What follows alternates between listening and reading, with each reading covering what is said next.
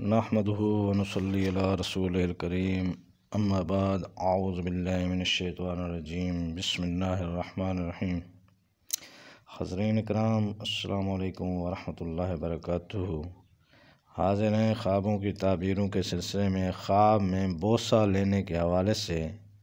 तो इसकी मुख्तलिफ़ सूरतें और उसकी मुख्तलिफ़ ताबीरें हैं। इन सब ताबीरों को जानने के लिए इस वीडियो को आखिर तक देखें, और अगर आप हमारे चैनल पर नए हैं तो बराए मेहरबानी इस चैनल को सब्सक्राइब कर दें और बेल आइकन का बटन दबा दें ताकि आने वाली हर वीडियो आप तक आसानी से पहुंच सके।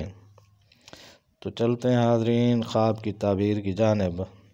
हज़रत इमाम इब्न सीरीन रहमतुल्लाह अलैह ने फरमाया है कि अगर कोई ख्वाब में देखे कि उसने किसी का बोसा लिया है कि उसका दोस्त और चाहने वाला होगा, और अगर वो शख्स नामालूम है तो दलील है कि नाउमीदी जगह से फ़ायदा उठाएगा, यानी वहाँ से फ़ायदा उठाएगा जहाँ से उसे उम्मीद भी ना होगी।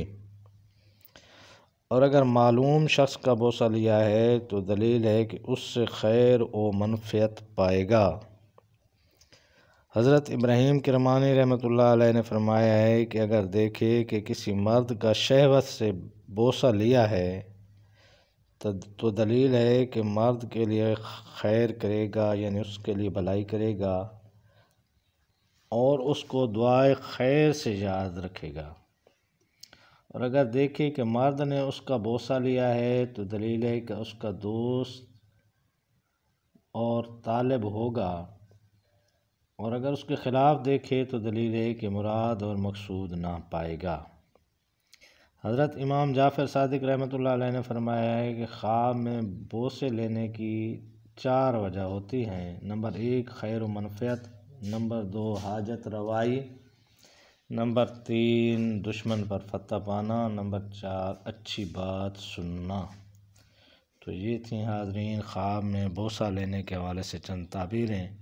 अल्लाह पाक आपको अपनी हिफ्ज़-ओ-मान में रखे। अस्सलामु अलैकुम व रहमतुल्लाहि व बरकातुहू।